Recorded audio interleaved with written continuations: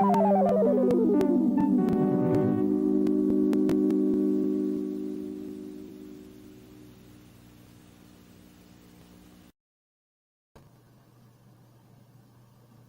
evening, everyone. Hi there, it's Natasha, and thank you for joining us for another edition of Talk with Tasha. I'm Councilmember Natasha Harper-Madison, proud representative of Austin City Council, District 1 and East Austin. I'm very excited about tonight's show.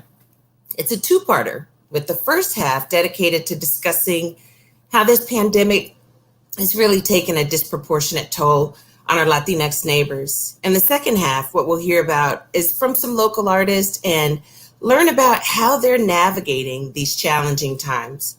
But before we get started, I want to remind everyone that just because our state leaders are allowing more and more and more businesses to reopen, that does not mean that we have beaten the COVID-19 pandemic. By the end of the week, this country will likely pass the 100,000 mark when it comes to total deaths. We've been spared the worst so far here in Texas and in Austin, but that's because we took drastic and sustained action that flattened the curve. But without adequate testing capacity and robust contact tracing, we are walking a tightrope without a net in the middle of a hurricane. Here in Austin, we're providing free public testing to anyone who's feeling any symptoms of COVID-19. All you have to do is go to www.austintexas.gov/COVID-19. First, you register, then you take an assessment. If you qualify, you can schedule your testing appointment. Once you're done, you'll receive your results right on your phone. It's important to note that any personal information collected during this process is for medical purposes only, and no one will ask any questions about things like immigration status. Again, that website is www.austintexas.gov/COVID-19.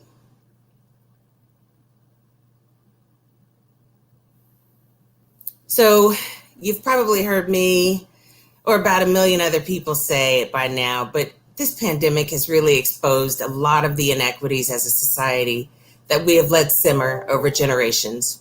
In particular, when the winds of crisis blow, it's the people on the lower rungs of the economic ladder who fall the hardest. And disproportionately, those people are from our Black and brown and immigrant communities. You may have seen the headlines this week. Nearly 2 out of every 3 patients hospitalized with COVID-19 in Austin right now are Hispanic. That's despite the fact that our Latino neighbors make up only 1/3 of our population. Joining me today to talk about the health crisis and other critical issues facing our Latinx community is Paul Saldaña. Hi there. So Paul is the president and principal of Saldaña Public Relations. But more than that, he's a dedicated advocate for Austin's Hispanic community and served as chief of staff for our city's only Latino mayor, Gus Garcia. Among other roles, he sat on the AISD Board of Trustees, and he's the co-founder of Hispanic Advocate Business Leaders in Austin, or HABLA, a local Latino think tank. Welcome to Paul.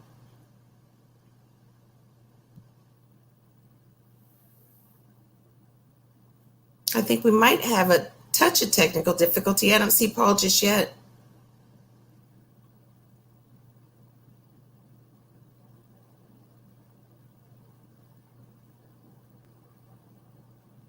All right, Director.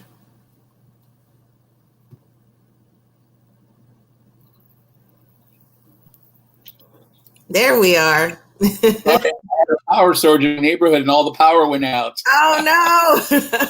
So Yeah. you were here well in time for the test, and then gone for the intro. Exactly. So, but everything's good. Apologize for that. The power just went off in the neighborhood and it came back on. So we're good. Well, I'm glad it came back. No worries, and thank you for joining us. I really appreciate it. We couldn't be more happy to have you on, and the conversation that you and I were able to have earlier in the week, it really inspired me to make certain that I'm doing what I'm supposed to do as a leader in the community, and recognizing when we have problems that we just haven't addressed yet. And I really appreciate you and I being able to talk through the problem and talk about solutions. And so we have you on tonight to, really just address the fact that the data has shown it for days, and the headlines finally came in this week, and Austin's Latinx residents are disproportionately hospitalized with COVID-19. Right now, Hispanics, who only make up 1 out of every 3 Austins, account for nearly 2 of every 3 COVID patients in our hospital. What's going on here in your mind? Well, I think it's a combination of several things, but I think first and foremost, we overrepresent, much like our African-American community, we overrepresent the frontline workers. We're construction workers, we're grocery store workers, we're servers, we're bartenders, and obviously that is certainly going to increase the risk factors. I think the other issue that makes it even more complicated, or exacerbates the issue even more, if you will, is the fact that we're overrepresented in chronic diseases, whether it's heart, diabetes, high cholesterol, those types of things. Right. And then I think the other issue is also culturally related, and that is the multi-family generational setting. The way we grow up in our Latino communities, it's not unusual to have grandmother, the abuelita, extended family members living together. And if you have a group of multi-generational family members living together, then the risk will increase, not only for us as individuals, but for our family members.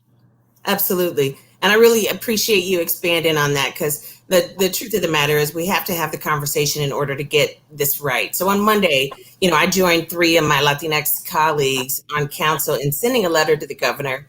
And we asked Governor Abbott to do 5 things: to expand Medicaid, to drop the lawsuit that blocks our paid sick time ordinance, to tap into the rainy day fund, to nullify the Show Me Your Papers law, and to support city leaders in our efforts to protect our communities. Would you add anything to that list? I think all those cover it. There may be one other issue, and I know that you had Clotilde Haynes on last week, and she talked about the fact that for our local small African American and Latino-owned businesses, that we continue to face all of these barriers, and obviously we are directly affected and impacted like other small businesses. But the challenge remains that there's a lot of discrimination within the loan process, and at the end of the day, after the first round of PPP loans were issued, 95% of African American loans were rejected, and 91% of Latino loans were also rejected. So if the state and the governor is going to encourage businesses to open, we want to make sure that our local brown and black businesses are supported in that area, but at the same time, that risk or precautions are taken into effect, and making sure that we have access to personal protection for our employees and for us as small business owners. Yeah, absolutely, and I really appreciate that. And you actually already answered my second question, which was going to be, what can we do better as a municipality? What action would you like to see? And you expanded on that already. What I'll say to you next is, especially given your background with our education system, when it comes to outreach and education, are there specific cultural challenges that you think might be in our blind spot? Well, relating to COVID or just the public education aspect of it? I'd say both. In my mind's eye, when we're talking about disparate impacts, oftentimes what we're talking about is where it starts, right? I already pointed out the issues that we're experiencing right now, they didn't start with COVID. Absolutely. You're absolutely right. One of my favorite writers is a woman by the name of Eve Ewing. She's a writer, she's a scholar, she's a cultural organizer, and she wrote a book called Ghost in the Schoolyard. And she talks about the closures of public schools in the Chicago South Side. But she points to the fact that the history, it's important for us to remember our history. And in order for us to understand the history, that we need to look at how the history of our cities and towns came to fruition. And if you look at that history, there's racism in the mix. So we didn't need a pandemic to point out to your point, the disparities, the classism, the segregation, the racism that exists. But now that we are in a pandemic, those are really coming to fruition and now starting to finally notice, to some extent, just the inequities and discrimination that our Black and Brown communities have been subjected to for many years. To your point, public education is no different, and obviously we're seeing our communities of color overrepresented in the people who are being affected by COVID.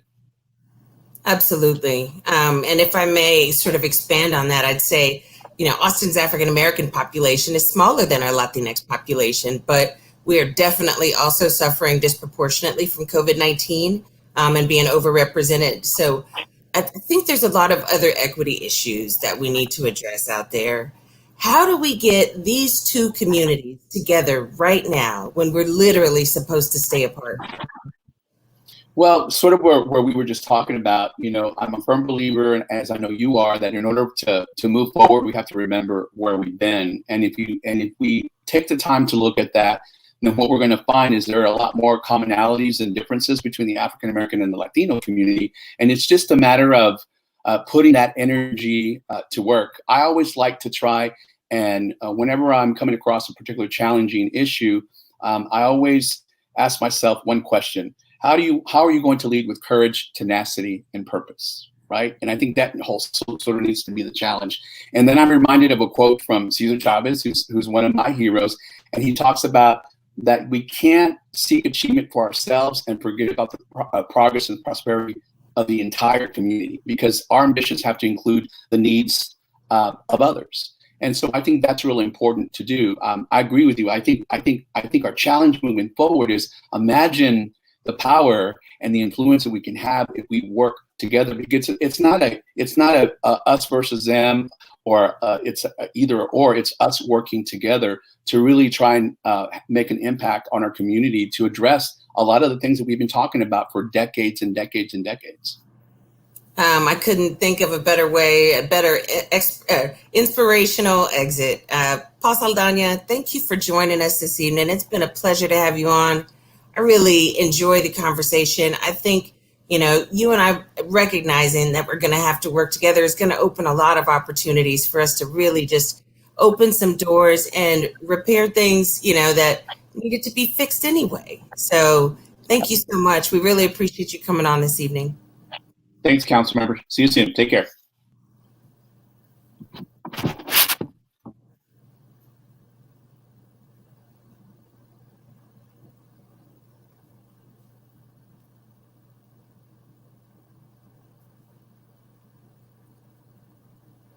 Oh, I'm back.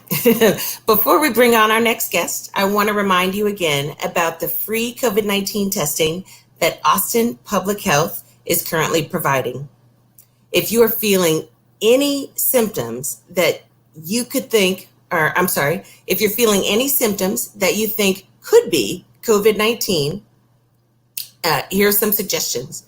All you have to do is go to www.austintexas.gov/COVID-19. First, you register. Then you take an assessment. If you qualify, you can schedule your testing appointment. Once you're done, you will receive your results right on your phone. It is very important to note that any personal information collected during the process is for medical purposes only, and no one will ask questions about things like immigration status. Again, that website is www.austintexas.gov/COVID-19.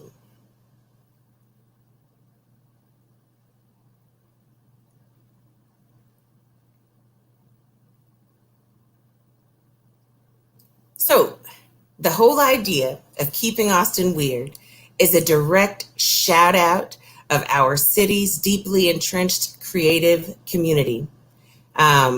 Artists and musicians have always flocked here to rub shoulders with each other and enjoy a kind of freedom of expression you just can't find in a lot of other cities. From the live music to the murals, to the fashion, to the theater arts that give our community such depth and richness, We are really lucky to call so many artists our neighbors. But those artists are also particularly vulnerable to the economic crisis we're currently facing. Their livelihoods are threatened, and when that happens, Austin's unique character is in danger. Tonight, we have a couple of artists on hand to discuss the struggles they're facing and how they've adjusted in this interesting time. We're going to have Raasin McIntosh join us next.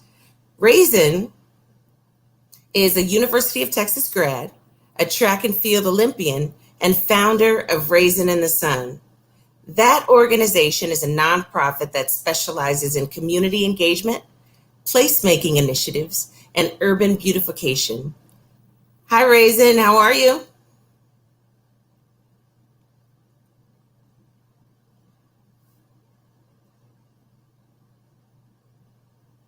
Not quite.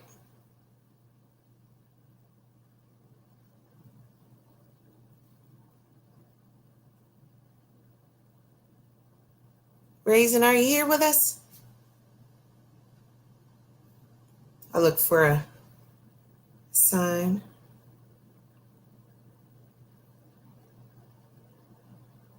Okay. All right. So I don't think she's here just yet, but I tell you what, when she gets here, we are going to have an opportunity to bring her back in and have her join the conversation with us and the other artists. So also joining us tonight is TK Tunchez. TK is an Austin-based maker, event planner, and cultural worker. She is the founder of Frida Friday ATX, Austin's only monthly women of color centered marketplace. Her artistic practice, Las Ofrendas, and the retail space, Corazón Sagrado Collective, both Frida Friday ATX and Corazón Sagrado Collective, focus on connecting and amplifying emerging artists and creatives of color. Hi, TK. Hi, how are you? I'm well. It's good to see you. Nice to see you too. How have you been? Look, we're all out here struggling a little bit and just trying to find our way. Absolutely. Absolutely. Same. Awesome. Same. Well, thank you for joining us. We really appreciate it. And I want to just dive right on in so we get the chance to hear from y'all tonight. So we're also going to have from the City of Austin's Cultural Arts Division, Alberto Mejia. And Alberto develops and manages the City of Austin's cultural funding programs, as well as creative space development, capacity building, cultural equity, and initiatives to serve creative communities. Hi there, are you here? You see him? I don't see him. Look, I don't think he's here just yet. And so once again, we'll come back and hopefully we have more folks joining. But I wouldn't even say worst case scenario. Me and you could just chop it up and talk about the subject matter, and I'd be just fine doing it. I'd like to just real quick say we were also hoping to have on tonight the artist Chris Rogers, but something came up and he was unable to make it. So we're sending him love for the night, and hopefully we can talk to him again soon. So TK, I'll just jump right in it. Can you tell us a little bit about the adjustments you've made to stay afloat during this stay-at-home orders? Totally. Yeah. It's been a journey, right? It's been about 10 weeks that we've been self-quarantining in our home here. And we have been really focused on, for me, myself, I had to, I'm an event planner, and I also have my own private practice, Las Ofrendas, and also run a retail space called Corazón Sagrado. So I had to kind of narrow in with Frida Friday. Obviously, all of our events were put on hold. And unfortunately, that meant that we lost our operating budget, and we had to take a step back really and think about what is our purpose in community and how can we support our community members the best, knowing that we can't provide, at that time, we couldn't provide open air markets anymore for them. Open live space markets right. for them. So So that was, a hard adjustment for us, and kind of we are moving forward with virtual markets with Frida Friday.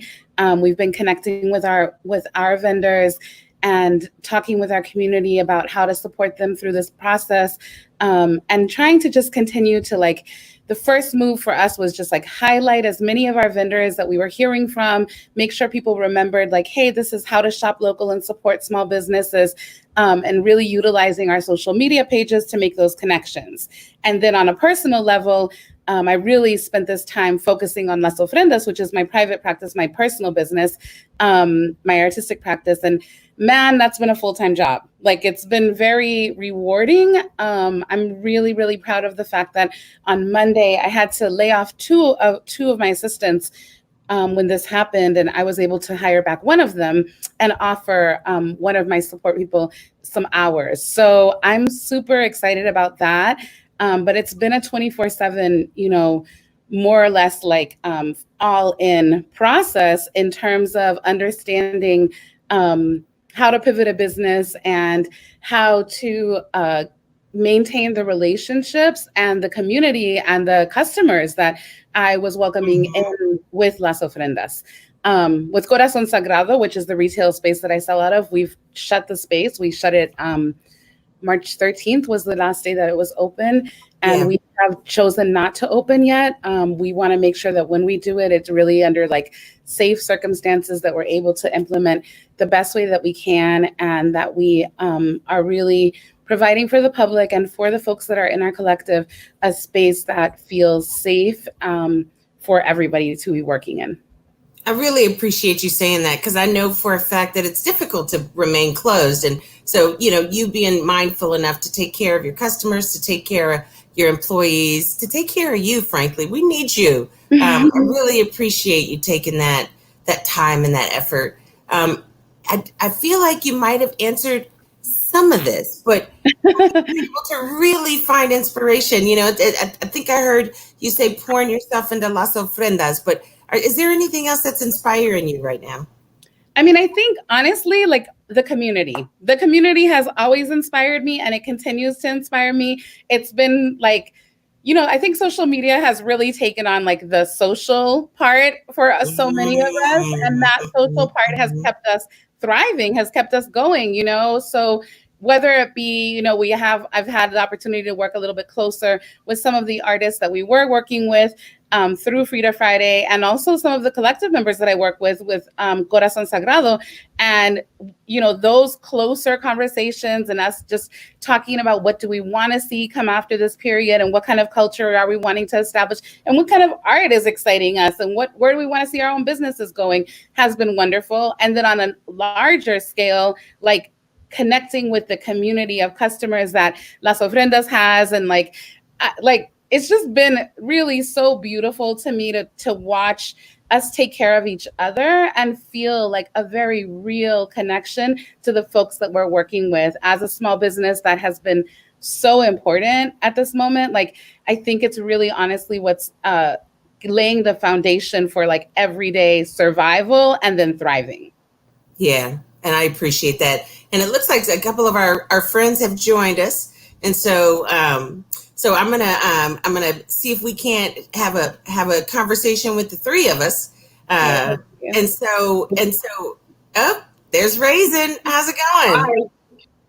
Good. How are you guys doing? Hi, Raasin. Thank you. Thanks for joining us, Tasha. Thank you for being here. We really appreciate you joining us. I know everybody's working hard, and I've seen some of your creative projects lately. I know you're physically working hard to get these creative projects out, which I think is just so cool.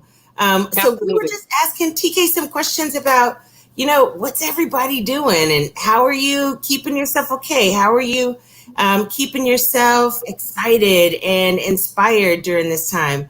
And so I would love to just sort of talk briefly about, how you've seen the work that you do evolve during the time of COVID-19. So first of all, I kind of just want to say thanks for having me on. I really appreciate live streams like this that kind of give us a platform to kind of check in and see how we're doing, to see what we're doing. and just to kind of look at us in this current situation. I do want to say that Raasin in the Sun has evolved. It's kind of like being in the Batcave, like Batman, like we're in the Batcave, really working on a lot of grants and a lot of other opportunities that are going to emerge as you see the health crisis kind of come to an end. And we've been really stacking our chips and really trying to connect with the community in that level. And I think the best part about it is, as an individual, I've been able to free up some time to stay home, find peace, and to really connect with that inner creativity that I have personally. And I've just been building up a storm. I mean, I think I probably could build a house right now. But, I told you, I've seen some of your creative projects. Absolutely. So I think for me is finding that online virtual threshold to keep connection with the community and let them know, hey, I'm still alive, I'm still here. We're working, underground. And I'm definitely working with several artists right now on future projects coming up. And I've even snuck in a couple of mural projects on the low in terms of implementation and installation. We've done at least 2, but I haven't been posting about it. I feel like right now it's very important to stay sensitive to the health crisis. And even if you still have projects and you're still going, doesn't mean that the whole community is still, up and ready to go. So I really am with the community on that. And I want to make sure in my power that I'm being sensitive in terms of what the community really needs and what we're posting on social media. So we're kind of taking it easy right now.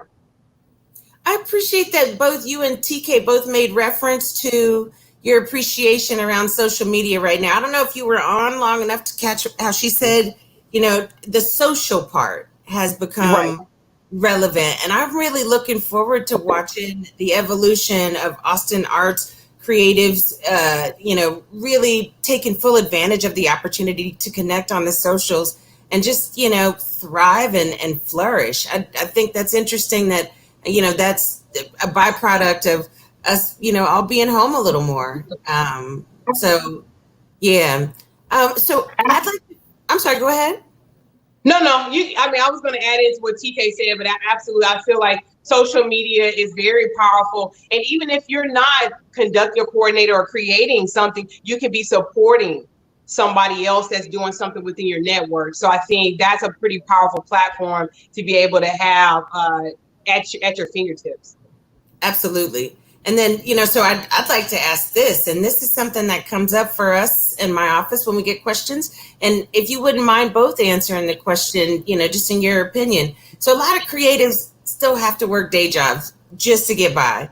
And many of those jobs might have gone up in smoke in the last 2 months. So as somebody directly connected to the arts and artistic community, what are you hearing? Where are people at? What's the general state of things out there?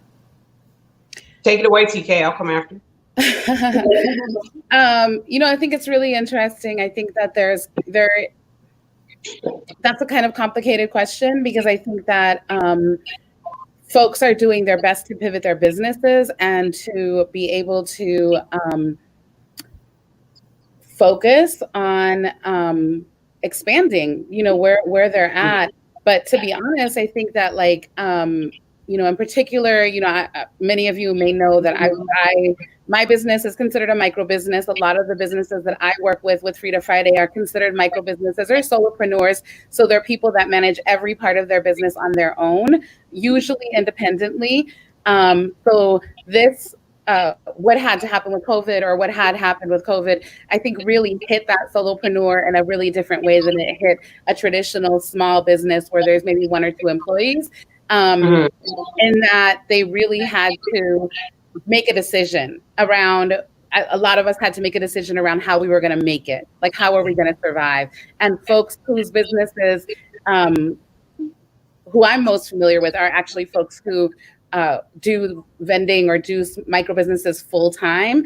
And their work right now our work was really like having to produce and learn new e-commerce tools and having to put ourselves 120% into figuring out how we were going to continue to survive. Because to be honest, I don't feel like a lot of independent businesses have had the time to write grants or to look for funding, and that has felt really difficult in terms of making or breaking your ability to be able to make it out of this space.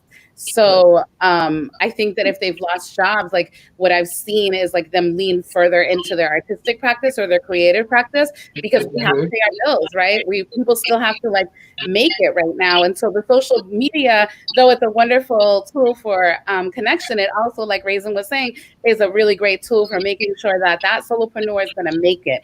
And that's what I've seen the most come out of our community is like, how are we going to make it together? Yeah.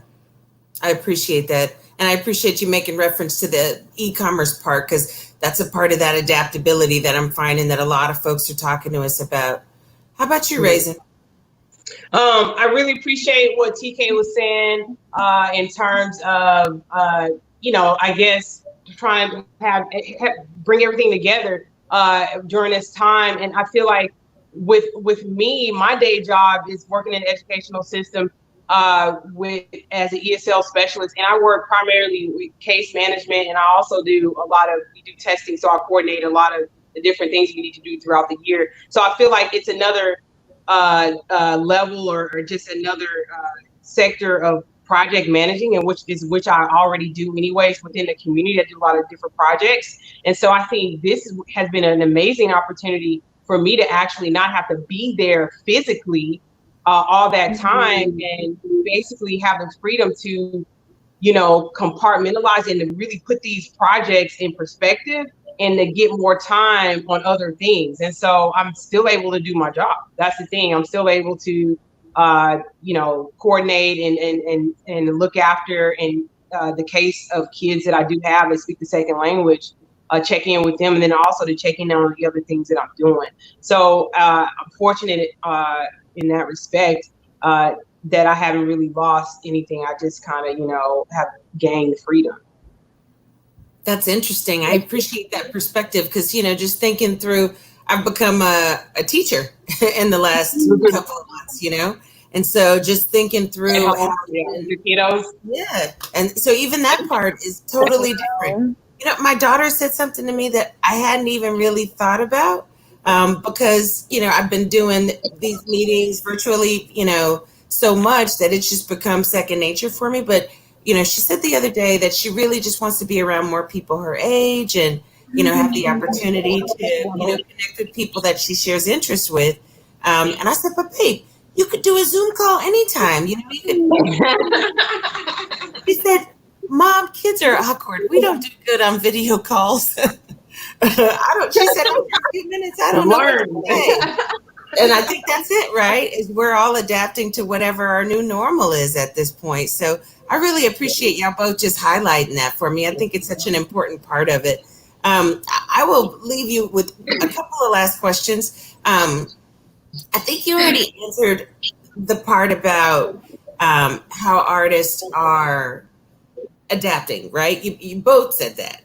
But I guess I just really want to dig into Austin's art community. I mean, it feels to me that we do have the juice, that we are resilient enough to survive this crisis and thrive. And I just want to know, do y'all feel that same optimism and that same energy? You want to go first, Raasin? Yes, ma'am, TK. Absolutely. That word resilience, like, a healthy community. The artists that live in the community and within the community, they are resilient. So there was never and has never been a doubt in my mind that after we come out of this, we're not going to come out on top, eventually. And I feel like, we have what it takes. I think it may take time. I really do. I think it takes a level for us to figure out how to be creative under these circumstances. But I think that's never too hard for the individual, the creative individual like TK and Chris Rogers and myself to figure out, and many others, to really figure out what that looks like in the future. So resilience lives here in Austin, Central Austin, East Austin. it's here, you know, and I think that's something that doesn't really leave unless the resilient people. Wow. Mm-hmm. Yeah, that's a firm yes from me as well. I think that I think it's in our bloodlines, to be honest. Yes. You know, like this is like especially I think as you know, as creatives, as artists, like we are creative. We're artists. That's what our magic is. You know what I mean? So we're gonna figure it out. If anything, I think it's more a matter of having the opportunity to learn new skills so that we can get. And I think that at any time that you experience a crisis, there's a moment where, you know, when we first started using this word, I was like, whatever, I don't really like this word, but where you do have to pivot, right? Like, but I think that really it's about that moment when you kind of take a look around you and you remember who you are and what you are and what you bring to the table. And then anything that you need in order to gather, you know, the tools you need to gather to make that magic happen. Yeah, there might be a little bit of like time, a learning curve to that, but it's not about our capacity to survive or our capacity to be able to be to manifest what we continue to manifest. You know, it's more a matter of how do we get the tools into the hands of the people that need it most, and also into our own hands to make sure and ensure that we can continue to make the magic that we're making. So it's really inspirational to see how people are adapting. And also it's really inspirational to see how the community is supporting each other. So that has been a big, beautiful lesson for me out of this. I'm inspired by it too. I really am. And I'm inspired by both of y'all and the work that you do in the community. I want to say thank you for coming on, and I hope you're taking care of yourselves and making the most of this situation. And I really couldn't be more grateful to have had y'all on tonight. I know we have a couple of questions that are going to pop up into on the feed. And so just when you get a chance here in the next couple of days, pop onto our Facebook page and see if there's a question that you'd like to answer from some of the folks who were able to watch the broadcast tonight. And thank you both. I appreciate your time very much. Thanks Harper-Madison. Thank you for having me, and nice to see you, Raasin. Nice to see you too, TK. All right. Good night, y'all. Good night, y'all.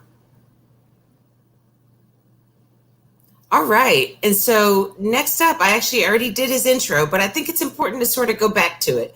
If for no other reason, speaking of the fact that, Alberto is the one developing and managing the City of Austin's cultural funding programs. And so the creative spaces that TK spoke about, the capacity building, that part about being able to pivot, being able to adapt, being able to figure out the e-commerce tools, and how to sell your wares. And I don't just mean people who have brick and mortar. I mean, artists who they produce their art out of their homes and they sell it the best way they know how. I think that idea of the cultural equity there and the initiatives that actually serve communities, I really think it's important to make sure to remind folks of what that work looks like. And so I would like to say thank you, Alberto, for coming on. Hello, I'm happy to be here. I'm happy to have you. How's it going? I'm really good. It's good to see you again. I hope your family's well. You too. Yeah, you're great. Kids are so resilient. We were just talking to a couple of really resilient artists who are doing their best to adapt. And I think that's exactly what my kids are doing. It's just figuring out what the new norm is and figuring out new ways to make messes and create beautiful things. And so right. I'm here for all of it. Same here. Well, thank you for being on tonight. I'll shoot right into a couple of questions that I have. And my hope is we got a question on our live feed that I'd like to pose for you. So I'll just shoot into it. What is the city doing to prop up and support our creative class in your mind's eye? Like, are there special programs or resources that we need to be getting the word out about? Absolutely. Next week so cultural arts, for a lot of folks, if you may not know, that we are embedded within the economic development department, and we have other sort of sister programs that are under the department as well. So next week, the economic development department plans on announcing details about 2 grant programs that we're onboarding specifically for the cultural sector. One is the Austin Music Disaster Relief Fund. That's a $1.5 million fund that's going to provide mini grants to local musicians, live music venues, and professionals within music-related industries. Additionally, we're also onboarding the Austin Creative Space Disaster Relief Fund, and that fund is going to be specific for organizations and independent artists facing difficulty paying rent. So more details will be emerging next week. Beyond that, and it should go without saying, but I will say it, following the lead of our Office of Equity, we're really trying to make sure that racial equity is front and centered in all these initiatives. And that includes a presentation that we gave in terms of the economic recovery spending framework that the economic development is working with. Within that, there's specific programming proposed for the creative economy. So more details should be coming out about that soon. And to be even more specific, we're looking at hopefully programs that can be directed with funding with very minimal barriers to individual cultural workers and arts nonprofits within the anchor fund that council has proposed. Beyond that, it's really a great resource that I encourage everyone to check in on regularly is atxrecovers.com. That's where you can find information really not just about the Cultural Arts Division, but Economic Development Department as a whole when it comes to grants, loans, and other types of resources that are being onboarded, and it's updated really daily. So that would be my answer to that question. Awesome, I appreciate it, and I think it really gives me a good opportunity to so we just put ATX Recovers up. But as you are getting that information, you said details emerging. As you get that information, we'd love to be a resource to the members of our community. So if y'all want to just share stuff as you get it, as you get more details, we'd love to have the opportunity to share that with the folks who need it. And I've never heard anybody. You said creative workers. Is that what you said? I think I don't mean to be fancy pants, but I like to talk about cultural workers because cultural worker. That's what you said. Yeah, I think at least speaking for myself, it's a more inclusive term to use because I think sometimes with folks that may have less connection or direct connection to the arts, they might see just someone painting a picture or dancing in ballet, but we're talking about big C culture here, right? And so the visual arts or the live arts are just one element of that, I think. So that's why I use that term. Yeah, well, thank you. I had never heard it before, and I hope there's no trademark issues. I might start using it. All good, open source. Thank you. So programmatically, what would you say are our strengths and our weaknesses right now? I'm talking about funding outreach and creative spaces. You spoke to equity at length already, but where are we thriving and where are there gaps that we really need to be filling? I think that we're learning from our own cultural community. We're learning from leaders and in terms of council members in the fact that we've had to reinvent what stakeholder engagement really looks like. The different departments have a way of doing that type of engagement in different ways. Especially one thing that we're trying to consider is some communities have limited access to the internet. It's not like that changed overnight. We're really trying to meet people where they're at in a way like you here on Facebook, Twitter, and Instagram. We're trying to leverage our relationships with those community organizations that have that intimacy and connection with their communities to make sure that we are communicating opportunities and resources in an equitable and effective manner. We're doing our best to make sure that our grants, our health and assistance programs get to the individuals and communities that need it most. That's why it's so important to front load racial equity and to make sure that we're staying the course as the city of Austin, that we are operationalizing racial equity, even when we're looking at something like relief funding. It's no excuse to not dig in and make sure that we're continuing in that way. Beyond that, our EDD local bridge loan program. We want folks to know that was targeted at small local businesses, not national chains, excuse me. Our colleagues in the Neighborhood and Housing and Community Development Program, they really prioritized households that are earning less than 80% median family income when it came to the rental and assistance programs. So as more of these funds become real, We're going to keep listening to the needs of the community in order to make sure that our recommendations are aligned with the way that the community need is being expressed. And I think, one larger thing is I'm very hopeful that this time, and I think I see it already, that we might be able in Austin to have a more cohesive and diverse philanthropic environment in terms of support for cultural and arts. That's going to take no shortage of community will, which I think we have. It's going to take good policy making, which we also have, and it will take, I think, really intentional community building, philanthropic community building. I think Austin, like you said it, and like the former folks said it, we are on par and with any city in the United States in terms of the vibrancy, the resiliency, the cutting edgeness, if you will, of our cultural sector. And our philanthropic environment should reflect that, even in this transition that we're facing. I really appreciate that, and I think it's one of those things where if it was a gap that we had before, we're certainly taking the opportunity, and I think in some of this adjustment, recognizing where the gaps were, we are filling them now, and I really appreciate that you brought that up. Philanthropy has been so important in so many of the efforts that we're putting forward. Right, and I think we're blessed in that, as much as there's need and urgency, there's also alignment. We're really blessed to have council members who understand that the arts is an element of a healthy society in general, not some sort of an amenity to any other sort of, social outcome or imperative. And we're lucky to have, leadership. Like, I know that I think Mayor Adler has also been pushing for, to make sure we get adequate funding that cultural arts is considered in the federal funding that's coming down too. So I think we have a lot of assets at play, even in the uphill battle we face.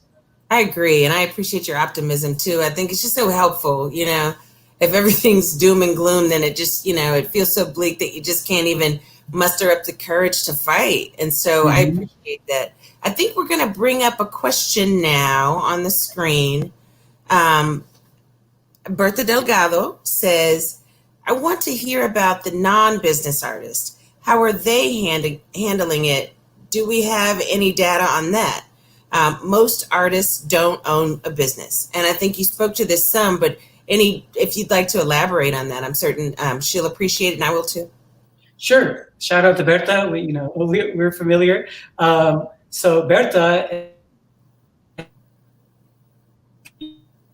one thing to know is that at least presently, the Cultural Arts Division, we fund folks to qualify for our current, core funding. They have to have nonprofit status. So I guess I'm not certain on how to answer the question, given that currently we fund either nonprofit organizations or individual artists that have fiscal sponsorship. So I don't know if you can coach me through this question a little more if I'm missing the point, Councilmember Harper-Madison, but I'm not, I don't know if that's an adequate answer, but I could use some guidance if that wasn't. I think you got us halfway there. And I think you also offered us an opportunity to speak to that fiscal sponsorship. A lot of folks don't know what a fiduciary is. They don't know that we have organizations around town who've already established the 501c3 and have the insurance. And so then you don't have to go out and get it also.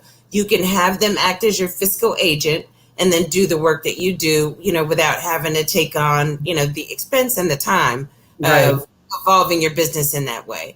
And so if I'm reading it correctly, I think Bertha is just trying to make sure that we're addressing the needs of all of our creative community members. And so, but yeah, I think you definitely got us close. And I think that's one of those ways maybe what we can get out of this is an opportunity to talk more about how artists can seek out assistance in that, fiscal sponsorship. Right. If I could, I think maybe I'll speak to the fact that maybe there's a conception that because of the Economic Development Department, that we might be only funding sort of what you might call traditional businesses. I can assure you that we're thinking of nonprofits. We're also very much thinking about cultural workers themselves, who often are also culinary workers, Instacart delivery people, moonlighting as grant writers. So, we know that the gig worker is really important. And I think we're trying really hard to make sure that maybe we can catch them as the city of Austin, where they might have fallen through the cracks in some of the federal funding, because we know that in terms of the funding streams that have gone out, it hasn't really necessarily captured the need, especially among the gig working economy. So I hope that partially answers Bertha's question. We certainly have the opportunity to follow up. Like I encouraged everybody who was on before, just here in the next couple of days, when you get a chance, pop onto our Facebook page, our District 1 Facebook page. And if you see a question that you feel like you can expand on, or you really just want to answer because you feel like, this is information that you have that, you'd be uniquely suited to respond to, I think that'd be great. We'd really appreciate it, in fact. That's a good segue. I wanted to ask you, what are you hearing from the artistic community? Like, what is their feedback to you all right now? I think that, our division, our department interacts contractually with, that's just contractually over 600 individual artists and groups. So, we are at capacity in that way. But what we're hearing, we're fielding a wide range of concerns and emotions, and these concerns range from baseline survival for some organizations, all the way to really exciting, inspired, I was going to say pivot is being overused, but I'm going to say it. But, exciting pivots in terms of people that are modifying their programs and operations to in response to COVID, to make sure that they can stay connected to their audiences. And we're also seeing a lot of innovative and inclusive ideas for not only just kind of, changing their audience, the way they reach their audiences, but even ways that I think the artists are rising to the occasion to respond to communities' needs artistically when it comes to the impacts of COVID, in the community. And I think that really artists and creative folks will never fail to show up in a crisis with that focus on community, inclusive solutions, and an attitude of healing. As we just heard from our two previous guests, we're hearing that while there's, urgent and unique need in the cultural sector, that at the same time, what we're hearing even louder is that cultural workers want and need to be centered in the Austin's overall economic recovery ahead, and including how opportunity, affordability, mobility, government, and public and environmental health are looking in the future.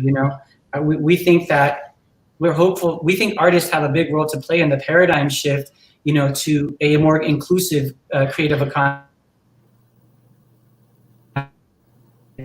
That's, I think, what we're seeing. It's like there's no ignoring the urgent needs and some very heart-wrenching stories that we're hearing from folks. At the same time, I think the artists, like always, are rearing to be a part of the social solutions. Yeah.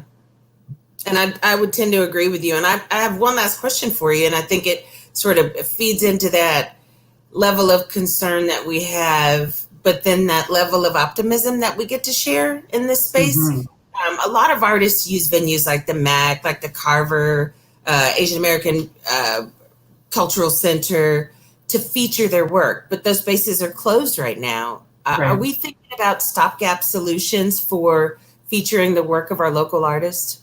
Yeah, absolutely. I mean, right to the point. I apologize to my PARD colleagues if I'm misinformed, but I do believe the MAC is looking at ways to launch a series of virtual gigs for local artists. So that's worth looking into in terms of the Mexican American Cultural Arts Center. But zooming to what as far as the spaces and stopgap solutions, our office, following the lead of a lot of progressive private and government-based funders, what we did is we tried to move very quickly to issue contract amendments, which sounds very wonky, but is really important. That's the way the money flows. So we realized that it was the equitable and right thing to do, to look at our contract amendments, and luckily we have very supportive leadership in doing that.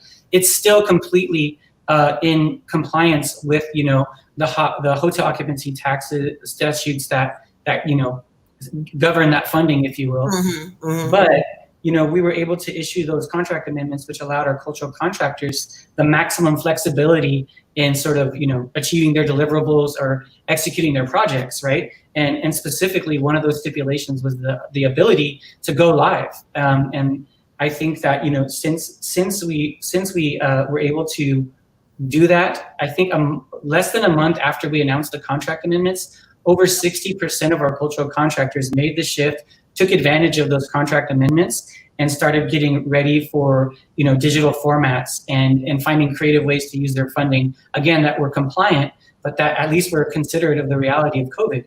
Absolutely. So, yeah. I think another thing that's important to mention is that earlier this year in January, the Cultural Arts Division launched a partnership with Visit Austin to empower our cultural contractors to promote their cultural events through a custom listing platform on the website. So we're talking about a site that clocks over 2.9 million visitors annually, with 8.2 million page views, is web and mobile friendly and available in multiple languages. So what this allowed us to do is get our local cultural artists, even very culturally specific artists, have the opportunity to stream their, have a hub where people can access their streaming work locally or internationally. People are able to appreciate unique local Austin culture, and so already 60, from mid-March to now, 60 of our cultural contractors have already listed, their digital alternatives through Visit Austin. So we're trying to be really smart and leverage our partners and resources to make sure that our artists in this time are able to have the world's eyes on them and local eyes. Right. Yeah, it's totally imperative. You don't happen to have that Visit Austin website? If not, we can look it up and we can share in the information that we share later. But I would like you one Absolutely. more time to talk about ATX Recovers. Oh. That was www.atxrecovers.com. They got it right there. Awesome. Yeah. I think probably like also the council members, we're watching very closely, state and local policy and legal developments when it comes to the cultural sector and best practices on safe operations. When we're talking about however reopening looks, right? The reopening, as you mentioned, it changes daily, Right. And so as the city, as city and it's our responsibility to make sure that we're sharing the best practices and vetting any sort of information like that. But when we do have that, we are sure going to share it with the community, who's interested in resuming operations in a safe way that's considerate of all the neighbors and the fact that we're not out of the woods yet. I really appreciate that. And that's a really good way to close. I couldn't be more grateful to have had you on tonight. This was really good information, and I suspect there's going to be a lot of follow-ups that we do. So I hope you don't mind that we give you a ring when people have questions. Councilmember Harper-Madison, just a little short, briefly before we got on, I saw that Six Square has launched a COVID-19 relief program for Black creatives. So get on that, folks. And we'll try to we'll share that on our page too. We actually just got it also, so we'll make sure to share that on our page as well. Excellent. I'm happy to be in touch as needed for you and the community. Thank you very much. We appreciate having you. Take care. Bye now. All right, y'all. So we are just about out of time for now. I want to thank all of our guests for having come out. Don't forget, you can always get more information and learn more about resources during this pandemic at www.austintexas.gov/COVID-19. And if you have any questions or if you just want to reach out to my office, you can always email us at the District 1 office. That's district, the number 1, at austintexas.gov. I am Natasha Harper-Madison. I hope you'll join us again next week for another live edition of Talk with Tasha. In the meantime, y'all, stay safe, stay healthy, and when you can, try to have some fun. Bye, everybody.